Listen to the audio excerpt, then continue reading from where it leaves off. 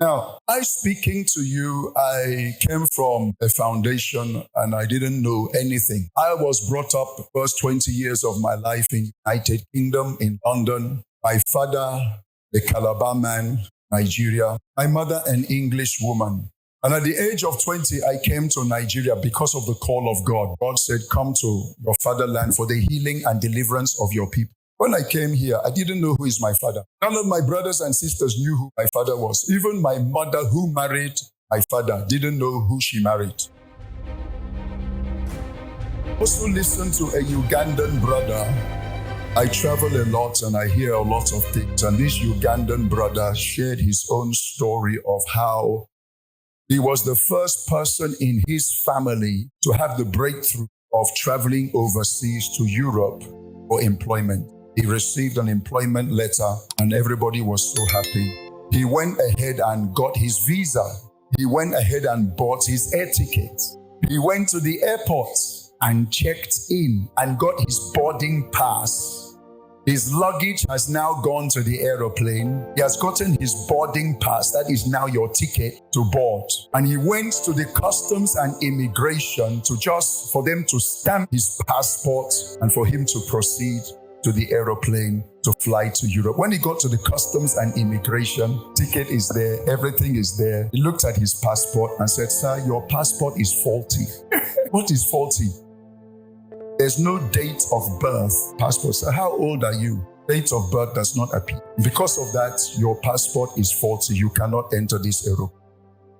You have to go back to the issuing authorities to collect a real passport corrected with the date of birth. He said, but sir, look at the visa. The visa carries the date of birth. Sir, it's not the visa that must carry, it is the passport. You won't enter. Argue up and down. Sir, you won't enter.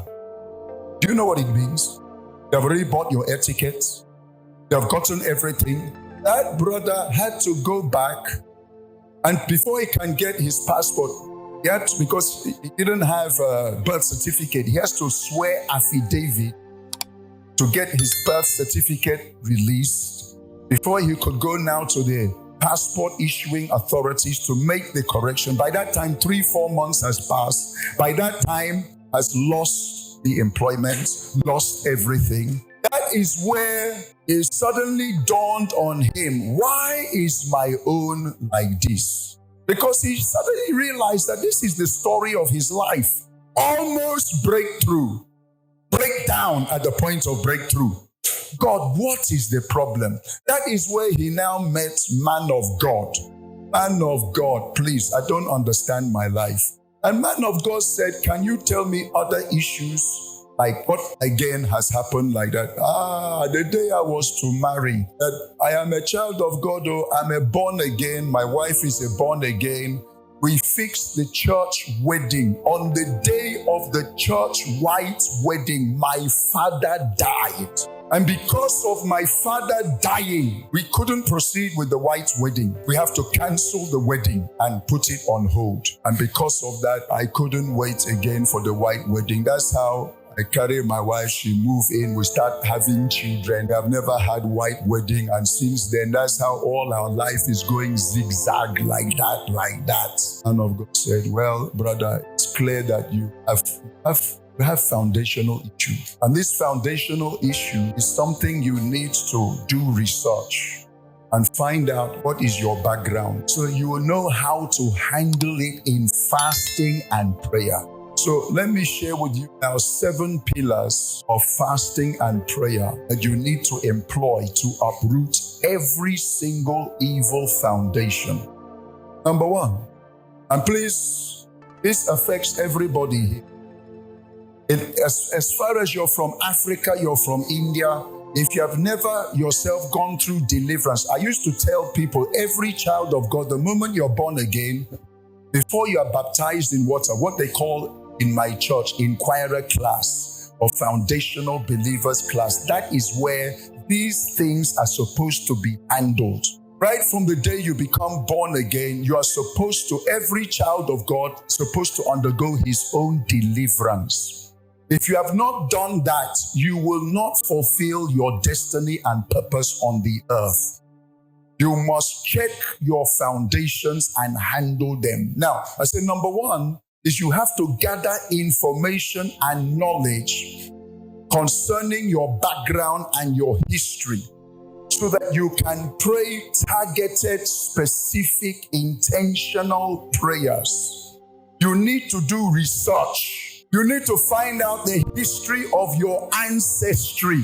This is where born-again believers will ever remain in perpetual shame and reproach. Why? Because generally speaking, born-again believers are a very lazy bunch of people. They don't want to do any work. They just want to go to a man of God. Man of God, I have so many problems. Please pray for me.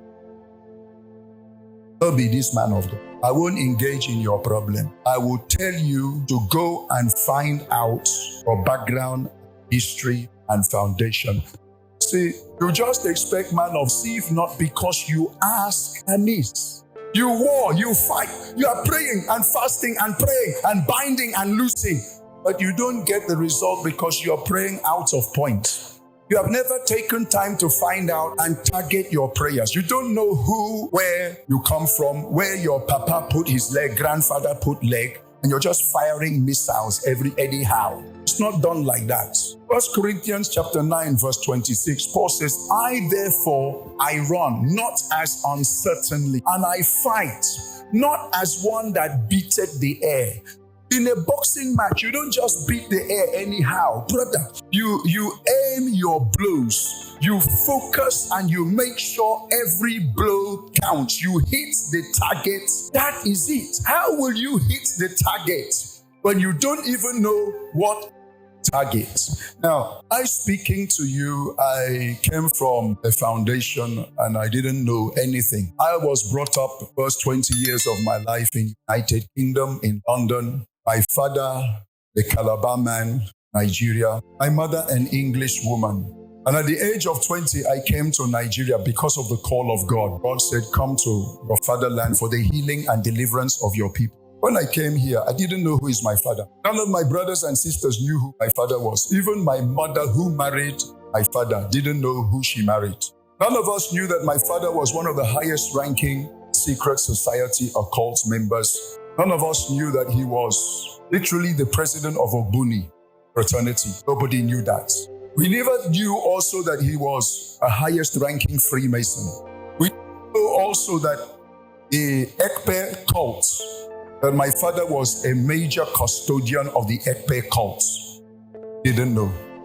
And here we are born again, and our heaven has closed. Our doors have closed. Even to eat is a problem. Things were so hard and so dry. All my brothers and sisters, they are all in London. Even to marry, they cannot marry. None of them can marry. None of them in UK can see money, physical cash, reasonable money. They eat from hand to mouth. Why? Going to Hong Kong and America and Japan is not the answer if the foundation of the righteous is destroyed. Sir, it's not employment. It's not having degree. Have you dealt with your foundation? I said, it was at the age of 20 when I came here. It was like scales coming off from. So this is my father.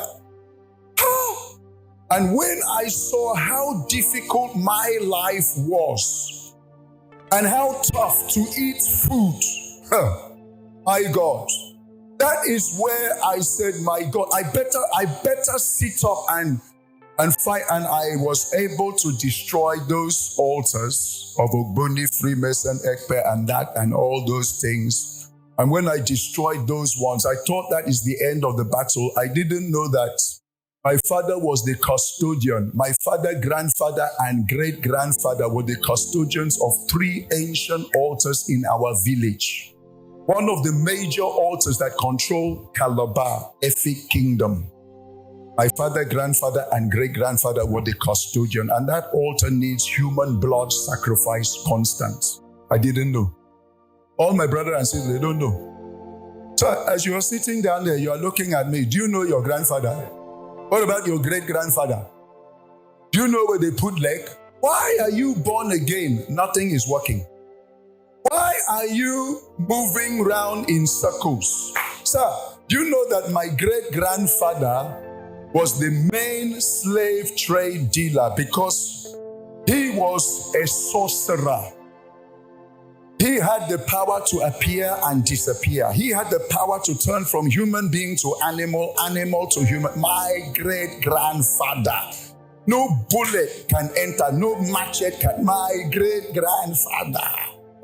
And because of that power, he became a warrior and used to conquer communities and pack them down to this west coast of Africa, Calabar, he was the #1 slave trade dealer in the whole of this region. My great-grandfather. Do you know what it means to have the blood of slaves crying for vengeance?